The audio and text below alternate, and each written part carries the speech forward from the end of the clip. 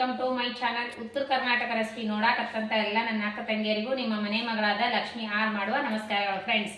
ಇವತ್ತಿನ ರೆಸಿಪಿ ಏನಂತಂದ್ರೆ ನಾನು ಬೀನ್ಸ್ ಪಲ್ಯ ನಾನು ಯಾವ ರೀತಿಯಲ್ಲಿ ಮಾಡ್ತೀನಿ ಅಂತ ಹೇಳ್ಕೊಡ್ತೀನಿ, ನೋಡ್ಕೊಂಬನ್ನಿ. ಮಾಡೋಕೆ ಏನೇನು ಬೇಕಂತಂದು ಬೀನ್ಸು ಸೋಸಿಟ್ಕೊಂಡಿನಿ, ಬೀನ್ಸು, ಆಮೇಲೆ ಕಡಲೆಬೇಳೆ, ಕೊಬ್ಬರಿ ಪೌಡರ್, ಕೊರ್ಬೇವು, ಕೊತ್ತಂಬರಿ, ಬೆಲ್ಲ, ಶುಂಠಿ, ಬೆಳ್ಳುಳ್ಳಿ, ಹಸಿಮೆಣಸಿಕಾಯಿ, ಈರುಳ್ಳಿ, 2 ಈರುಳ್ಳಿ ಕಟ್ ಮಾಡಿ ಇಟ್ಕೊಂಡೆ. ಈಗ ನೋಡ್ರಿ ರುಚಿಗೆ ತಕ್ಕಷ್ಟು ಉಪ್ಪು, ಹಿಂಗು, ಎಣ್ಣೆ. ಬೀನ್ಸು ಇಷ್ಟು ಬೀನ್ಸ್ ತೊಗೊಂಡಿನಿ. ಈಗ ಇವು ಕಡಲೆಬೇಳೆ ಕ್ಲೀನಾಗಿ ತೊಳ್ಕೊಂಡು ಒಮ್ಮೆ ಕುದಿಲಿಕ್ಕೆ ಹಾಕೊಂಡು ಕಡಲೆಬೇಳೆ ತೊಳ್ಕೊಂಡು ಬರೋಣ. ಬೀನ್ಸು ಒಟ್ಟಿಗೆ ಕುದಿಯಕ್ಕೆ ಹಾಕೋಣ. ಇಷ್ಟು ನೀರು ಹಾಕಿದ್ದೀನಿ. ಹಾಗೆ ಬೀನ್ಸು ಇದ್ರ ಜೊತೆಗೇನೆ ಕೂಡಿಸಿ 2 ಸೀಟಿ ಮಾಡಿಸ್ಬಿಡ್ತೀನಿ. ನೋಡ್ರಿ ಕಡಲೆಬೇಳೆ ಬೀನ್ಸು 2 ಒಟ್ಟಿಗೆನೆ 2 ಸೀಟಿ ಮಾಡಿಸ್ತೀನಿ. 2 ಸೀಟಿ ಮಾಡಾಕಿಟ್ಟಿನಿ. 2 ಸೀಟಿ ಮಾಡಲಿ. ಅದಕ್ಕೆ ಈ ಸದ್ಯ ನಾನು ಕೊಬ್ಬರಿ ತುರ್ಗಿ ಮಿಕ್ಸಿ ಮಾಡ್ಕೊಂಡಿನಿ. ಈಗ ಏನು ಮಾಡೋಣ ಅಂದ್ರೆ ಹಸಿ ಮೆಣಸಿಕಾಯಿ ಹಾಕೋಣ. ಹಸಿ ಮೆಣಸಿಕಾಯಿ, ಒಂದಿಷ್ಟು ಶುಂಠಿ, ಕರಿಬೇವು, ಕೊತ್ತಂಬರಿ,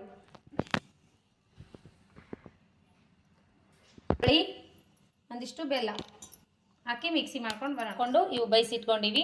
ಬೀನ್ಸ್ಕಾಯಿ, ಕಡಲೆಬೇಳೆ. ಇವಾಗ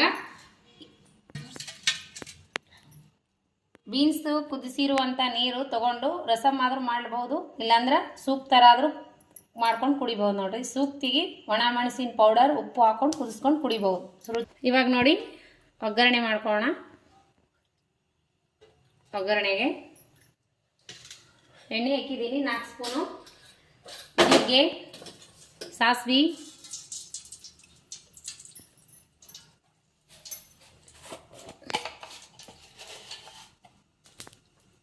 ಸಾಸಿವೆ,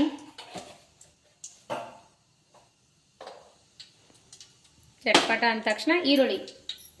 ಈಗ ನೋಡ್ರಿ ಈರುಳ್ಳಿ, ಮೆಣಸಿನ್ಕಾಯಿ ಹಾಕೊಂಡಿನಿ. ಈಗ ನೋಡ್ರಿ ಈಗ ಮಾಡಿಟ್ಟಿರುವಂಥ ಮಸಾಲ ಹಸಿ ಮೆಣಸಿಕಾಯಿದು ಇದಕ್ಕೆ ಹಾಕೋಣ. ಖಾರ ನೋಡಿ ತಿಂತಿದ್ರಿ ಅಂದರೆ ನೋಡಿಬಿಟ್ಟು ಹಾಕೊಳ್ಳಿ, ಖಾರ ಜಾಸ್ತಿ ಹಾಕೋಬೇಡ್ರಿ. ಈಗ ನೋಡ್ರಿ ಒಂಚೂರು ಹಿಂಗಿನ ಪೌಡ್ರು, ಒಂದು ಸ್ವಲ್ಪ ಅರಿಶಿನ ಪೌಡ್ರು, ಪೌಡರ್, ಚೂರು ಧನಿಯಾ,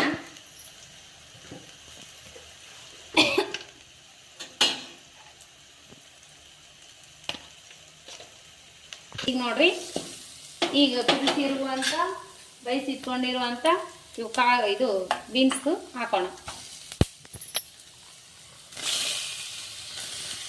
ಈಗ ತಕ್ಕಷ್ಟು ಉಪ್ಪು, ಇಷ್ಟಾಗ ಉಪ್ಪು ಹಾಕೋದು ಕರೆಕ್ಟ್ ಆಗ್ತದ್ರಿ. ಈಗ ಹಂಗೆ ಸ್ವಲ್ಪ ಹುಣಸೆ ರಸ ಹಾಕೋಣ. ಇವಾಗ ಬೇಸಿಗೆ ಇದೆಲ್ಲ ಉಳಿದ್ರೂ ಬೆಳಗ್ಗೆ ತಿನ್ಲಿಕ್ಕೆ ಬರುತ್ತೆ. ಹಾಗಾಗಿ ಸ್ವಲ್ಪ ಹುಣಸೆ ಹಣ್ಣಿನ ರಸ ಸ್ವಲ್ಪ ಇಷ್ಟು ಹಾಕೋದು ಸಾಕ್ರಿ. ಈಗ ನೋಡ್ರಿ ಲಾಸ್ಟ್ ಏನು ಮಾಡ್ಬೇಕಂದ್ರೆ ನಾವು ಕೊಬ್ಬರಿ ತುರಿದು ಇಟ್ಕೊಂಡಿವಲ್ಲ, ಇದು ಕೊಬ್ಬರಿ ಪೌಡ್ರ್ ಹಾಕೋಣ. ಕೊಬ್ಬರಿ ಪೌಡ್ರ್ ಜಾಸ್ತಿ ಹೊತ್ತು ಬೈಸ್ಕೋಬಾರ್ದು, ಕುದಿಸ್ಕೋಬಾರ್ದು. ಇದು ಈಗ ಆಲ್ರೆಡಿ ಕುದ್ದಿದೆಯಲ್ಲ, ಬೈಸ್ಕೊಂಡಿದ್ದೀವಿ ನಾವು ಕಡಲೆಬೇಳೆ ಬೀನ್ಸು. 1 ಸೆಕೆಂಡ್ ಸ್ವಲ್ಪ ಕುದ್ದ ತಕ್ಷಣ ಇಳಿಸ್ಬಿಡ್ಬೇಕ್ರಿ. ನೋಡ್ರಿ 1 ಸ್ಪೂನು ಶೇಂಗಾ ಪೌಡ್ರ್ ಹಾಕ್ತೀನಿ. ಸ್ವಲ್ಪ ಹಾಕ್ರಿ, ಎಷ್ಟು ಸಕ್ಕತ್ತಿರ್ತದೆ ಶೇಂಗಾ ಪೌಡ್ರ್.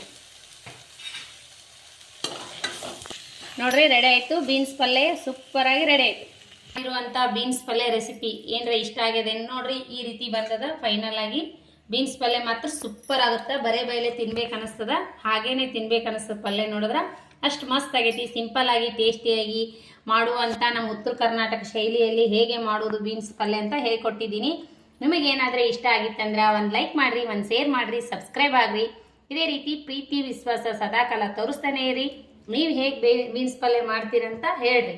ಮಾತ್ರ ಮನೆ ಮಂದಿಗೆಲ್ಲ ಇಷ್ಟ ಆಗುವಂಗ ನಾನು ಹೇಳ್ಕೊಟ್ಟಿದ್ದೀನಿ. ನಿಮಗೇನರ ಇಷ್ಟ ಆಗಿತ್ತಂದ್ರೆ ಈ ರೀತಿ ಟ್ರೈ ಮಾಡಿ ಒಂಥರ ಮಾಡಿ ನೋಡ್ರಿ.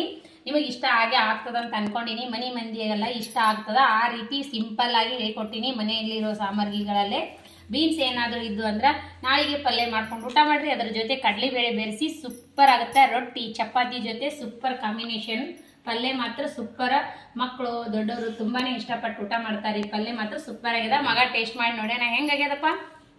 ಸೂಪರ್ ಅಂತ್ರಿ. ಚಪಾತಿ ಮಾಡ್ಕೊಂಡು ಊಟ ಮಾಡ್ರಿ, ರೊಟ್ಟಿ ಮಾಡ್ಕೊಂಡು ಊಟ ಮಾಡ್ರಿ, ಮಸ್ತ್ ಅಂದ್ರೆ ಮಸ್ತ್ ಆಗ್ತೈತಿ.